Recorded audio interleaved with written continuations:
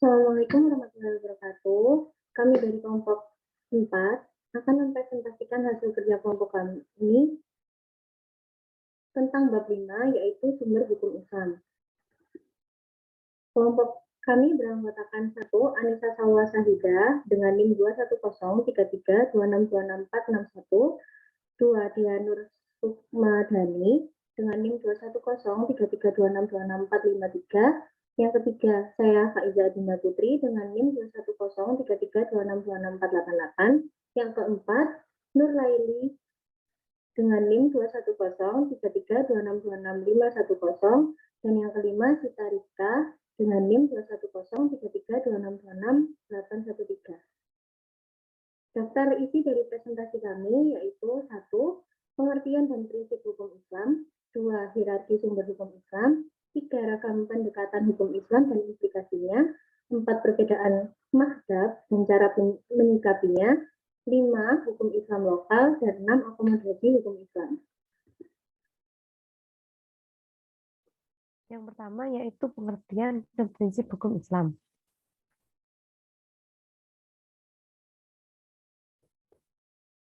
Pengertian hukum.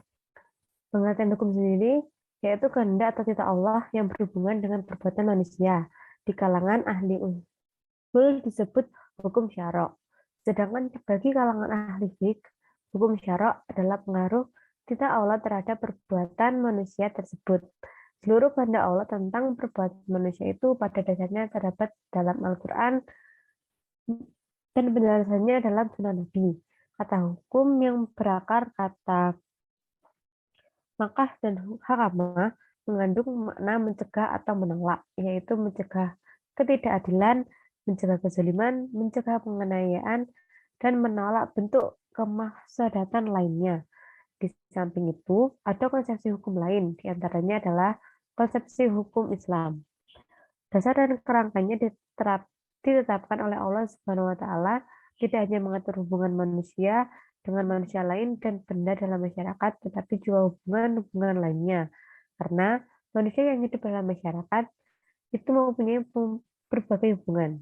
Interaksi manusia dengan manusia adalah berbagai tata hubungan diatur oleh seperangkat ukuran tingkah laku yang di dalam bahasa Arab disebut hukum, jamaknya ahkam. Adapun hukum Islam biasanya disebut dengan beberapa istilah atau nama yang masing-masing menggambarkan sisi atau karakteristik tertentu hukum tersebut. Setidaknya ada 4 nama yang sering dikaitkan kepada hukum Islam, yaitu syariah, fikih, hukum syara', dan qanun. Dalam arti lain disebutkan hukum Islam adalah hukum yang bersumber dari dan menjadi bagian dari Islam. Penggolakan hukum yang 5 yaitu disebut juga 5 kategori hukum. Di dalam kepustakaan hukum Islam disebut juga hukum taklifi, yakni norma atau kaidah hukum Islam yang mungkin mengandung kewenangan terbuka, yaitu kebebasan memilih untuk melakukan atau tidak satu perbuatan yang disebut jais, mubah, atau ibadah. Begitu juga hukum taklifi itu mengandung anjuran yang jelas manfaatnya bagi pelaku, atau bisa disebut sunnah. Mungkin juga mengandung kaidah jelas tidak berguna dan akan merugikan orang yang melakukannya, yang bisa disebut ma'ruf. Mungkin juga mengandung perintah wajib dilakukan, fardu ain atau wajib, dan mengandung larangan untuk dilakukan, haram. Selain dari perkataan hukum dan ahkam dan al-khamsah atau hukum taklifi di atas, perlu dipahami juga istilah syariat. Yang dimaksud definisi syariat secara harfiah adalah jalan ke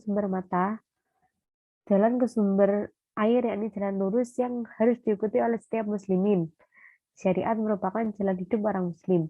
Menurut Amir Syarifuddin, sebagaimana dikutip oleh Fuddin Aiba, hukum Islam adalah seperangkat peraturan wahyu Allah dan sunnah Rasul tentang tingkah laku manusia mukalla yang diakui dan diyakini berlaku untuk mengikat untuk semua yang beragama Islam. Definisi hukum Islam adalah syariat yang berisi berarti aturan yang diadakan oleh Allah untuk umatnya yang dibawa oleh seorang Nabi Shallallahu Alaihi Wasallam, baik hukum yang berhubungan dengan kepercayaan, akidah, maupun hukum-hukum yang berhubungan dengan amaliyah, perbuatan, dan dilakukan oleh umat Muslim semuanya.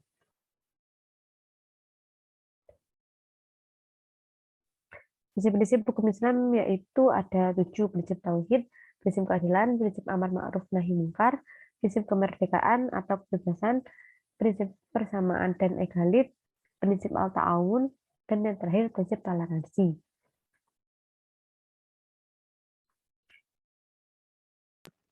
Yang kedua yaitu hierarki sumber. Sumber hukum secara keseluruhan ada 3, yakni Al-Quran, hadis, dan ijtihad. Al-Quran dan hadis sebagai sumber pokok hukum Islam secara umum yang telah mengatur prinsip-prinsip yang terkait dengan ibadah. Namun dalam hal di luar ibadah seperti muamalah, keduanya tidak secara tegas mengaturnya. Dalam hal ini, Al-Quran dan hadis hanya memberi rambu-rambu kapan hal ini boleh dikerjakan dan kapan tidak boleh.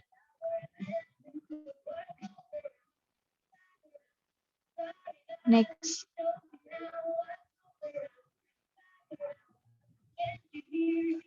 Keberadaan Al-Quran dan hadis yang bersifat global menyebabkan umat Islam harus melakukan penafsiran dan kaidah-kaidah yang lebih mudah untuk dipahami. Yang pertama, Al-Quran, sumber pokok hukum Islam, Nasih 2015, menjelaskan bahwa ayat Al-Quran yang memberikan landasan hukum jumlahnya sangat terbatas dan tidak sebanding dengan banyaknya personal umat Islam yang semakin hari semakin banyak.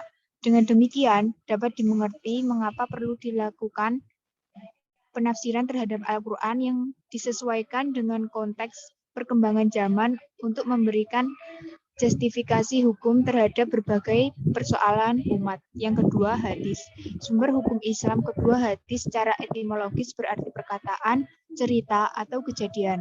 Adapun secara termologis, menurut Mana Al-Qattan tahun 1987, adalah segala sesuatu yang datang dari Nabi Muhammad, baik berupa perkataan, perbuatan, maupun ketetapan. Hubungan antara hadis dengan Al-Quran adalah sebagai penjelas dan penafsir Al-Quran. Karena itu, keberadaan hadis dalam proses penetapan hukum tidak bisa diabaikan oleh umat Islam.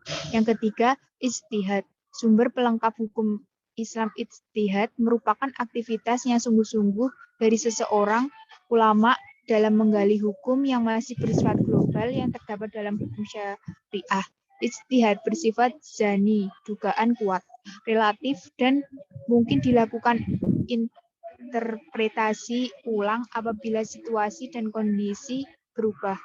Adapun syarat seorang yang hendak berijtihad antara lain mampu memahami dengan baik, menguasai seluruh masalah yang hukumnya telah ditunjukkan oleh ijma atau kesepakatan sahabat Nabi, menguasai bahasa Arab secara komprehensif, menguasai ilmu usul fikih, memiliki pengetahuan di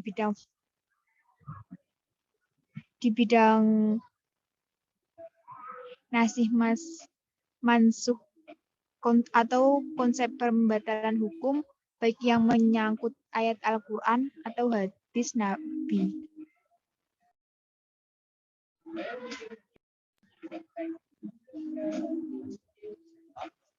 Next.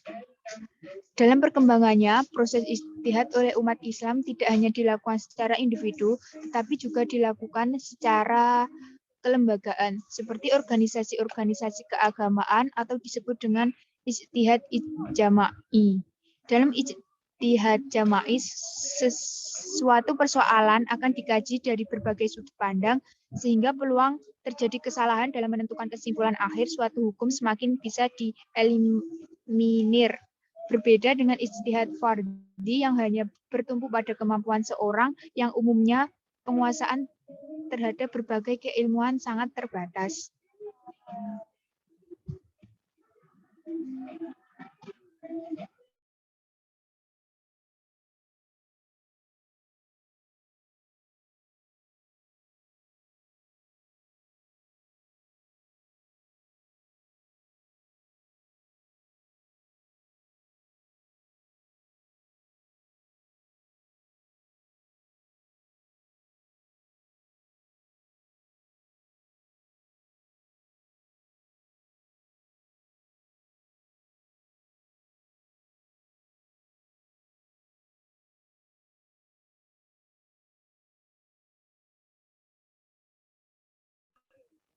Yang ketiga yaitu ragam pendekatan hukum Islam dan implikasinya.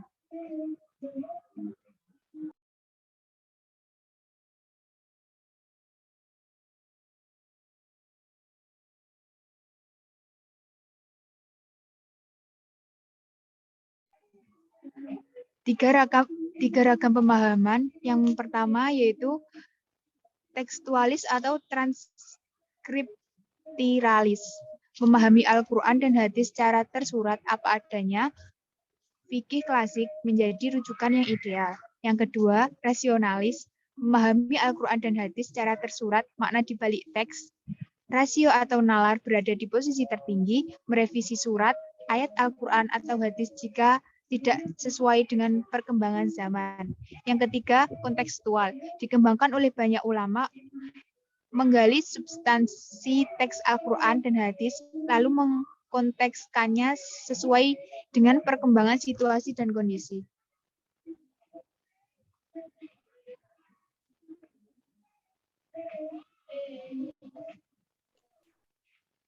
Yang keempat adalah perbedaan mazhab dan menyikapinya.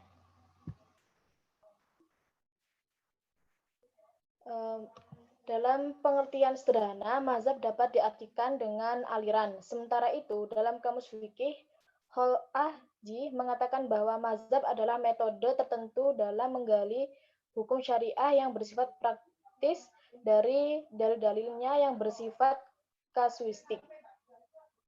Tiga tingkatan umat Islam jika ditinjau dari kemampuan memahami ajaran Islam, yaitu awam atau umum, santri atau terpelajar, mujtahid atau orang yang boleh berijtihad. Next. Sebelumnya, dari tingkatan itu, secara faktual hanya sebagian kecil umat Islam yang berada pada level santri dan mujtahid. Adapun yang mayoritas berada dalam level awal.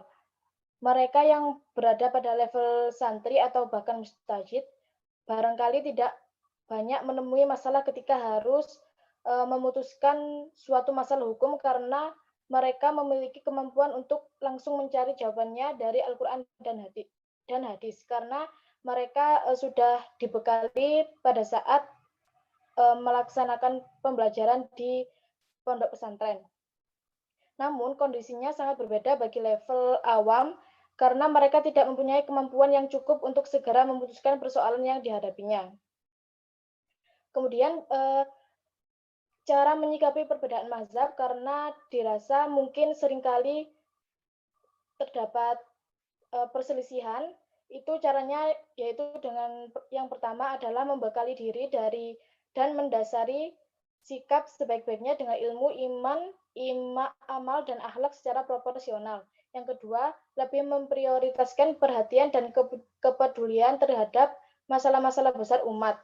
Yang ketiga, memahami ikhtilaf atau perbedaan dengan benar, mengakui dan menerimanya dengan bagian dari rahmat Allah bagi umat. Yang keempat, meladani etika dan sikap para ulama salaf dalam berikhtilaf. Yang kelima, mengikuti pendapat ulama dengan mengetahui dalilnya atau memilih pendapat yang kuat setelah mengkaji dan membandingkan berdasarkan metodologi ilmiah yang diakui. Yang keenam, memilih sikap toleransi, kemudian menghindari sikap berlebih-lebihan dalam masalah furu' atau cabang ataupun bukan inti. Yang kedelapan, menjaga agar ikhtilaf dalam masalah-masalah furu' ijtihadiyah berada di wilayah wawasan keilmuan dan tidak masuk ke wilayah hati. Dan yang terakhir, menyikapi penganut mazhab lain dengan perilaku-perilaku yang kita inginkan dan menghindari perilaku yang tidak kita inginkan. Next.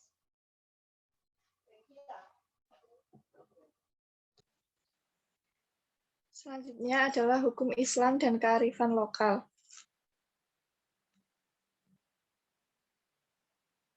Kedatangan Islam di Jazirah Arab sesungguhnya bukan datang dalam ruang hampa. Artinya, ketika Islam diturunkan, masyarakat Arab sebagai masyarakat awal penerima ajaran agama kala itu telah memiliki budaya dan adat istiadat tersendiri. Tidak dapat dipungkiri bahwa budaya masyarakat Arab dan ajaran Islam berpadu sedemikian rupa di kawasan Timur Tengah sehingga orang sulit membedakan mana nilai Islam dan mana simbol budaya Arab. Nabi Muhammad SAW melalui bimbingan Allah dengan cerdik mengetahui sosiologi masyarakat Arab pada saat itu, sehingga beliau mampu mengemas tradisi-tradisi Arab untuk mengembangkan Islam. Sebagai contoh, ketika Nabi SAW hijrah ke Madinah, masyarakat Madinah menyambut dengan iringan gendang dan tabuhan sambil menyanyikan lagu Tola'al Badru Alaina dan seterusnya. Penyambutan ini tidak dilarang oleh Nabi Muhammad, meskipun hal itu belum pernah beliau lakukan saat di Mekah. Hal ini mencerminkan betapa bijak beliau terhadap tradisi pada para sahabat atau masyarakat Madinah kala itu. Fakta sejarah inilah yang mengilhami para pejuang Islam generasi awal ketika menyebarkan Islam di Nusantara. Para wali songo, misalnya, mereka mendakwakan Islam di tanah Jawa dengan cara-cara yang begitu akomodatif dengan budaya Jawa. Mereka memadukan ajaran Islam dengan tradisi masyarakat Jawa yang saat itu sangat penting peninggalan mereka dalam bentuk karya seni, arsitektur, tempat ibadah, atau upacara keagamaan adalah bukti perpaduan tersebut. Karena Islam di Jawa khususnya selalu dipegang oleh wali songo dan penyebar agama Islam lainnya, bahwa agama Islam tidak bertentangan dengan budaya lokal apabila budaya tersebut tidak bertentangan dengan tuntutan Al-Quran dan hadis.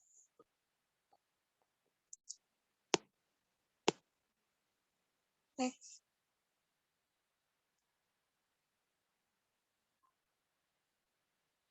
Terkait dengan hal itu, Rasulullah SAW memberikan arahan oleh hadis riwayat Muslim, yang mana barang siapa yang menjalankan kebiasaan baik, maka pahala dan pahala orang yang mengamalkan sebelumnya, serta tidak akan mengurangi pahala tersebut darinya.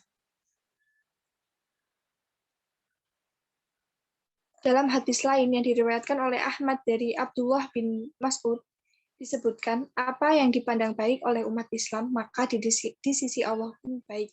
Hadis tersebut oleh para ahli ushul fikih dipahami atau dijadikan dasar bahwa masyarakat yang tidak bertentangan dengan prinsip-prinsip syariat Islam dapat dijadikan dasar dalam penerapan hukum Islam atau fikih.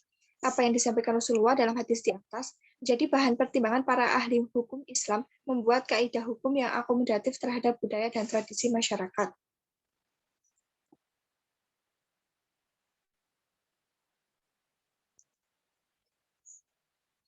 Salah satu tokoh fikih yang menerapkan aturan ini adalah Imam Malik.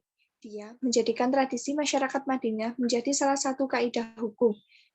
Contohnya adalah pelaksanaan sholat tarawih.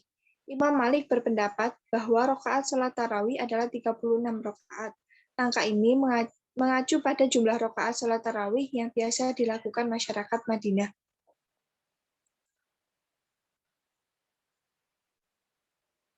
Tidak jauh berbeda dengan Imam Malik, Imam Syafi'i pun menjadikan situasi dan kondisi masyarakat sebagai pertimbangan hukum. Hal ini bisa dilihat dari dua kelompok pendapat yang pernah dirumuskan oleh Imam Syafi'i, yakni qaul jadid atau pendapat baru dan qaul qadim atau pendapat lama.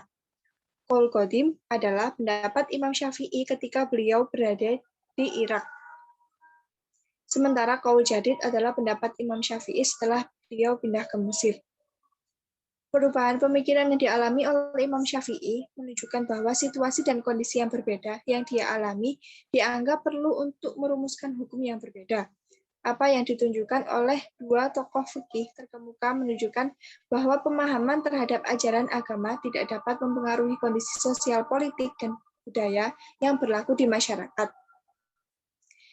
Kesimpulan ini setidaknya dapat memberikan jawaban terhadap kelompok Muslim Puritan yang selalu ingin mengembalikan perilaku seperti yang ditunjukkan oleh masyarakat Muslim Arab pada generasi awal. Perlu memilah mana yang menjadi bagian inti Islam dan mana yang menjadi budaya.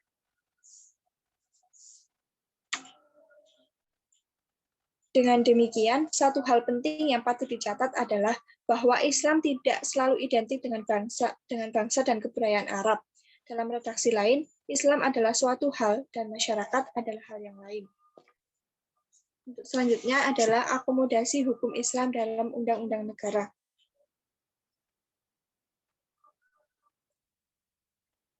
seluruh umat Islam di Indonesia melalui perjuangan yang cukup terbentuknya perundang-undangan di negara manapun, termasuk di Indonesia, tidak terlepas dari sejarah perkembangan bangsa atau negara yang bersangkutan.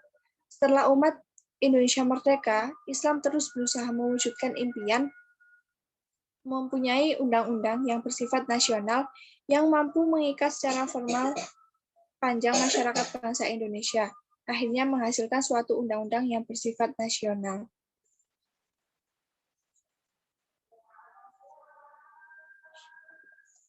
Nah, berikut adalah beberapa undang-undang atau peraturan pemerintah sebagai hasil dari perjuangan Islam, yang mana terjadi pada tahun 1970, 1974, 1989, 1991, 2004, 2008, 2009, 2011, 2014, dan 2019 dengan isi yang seperti tertera pada layar.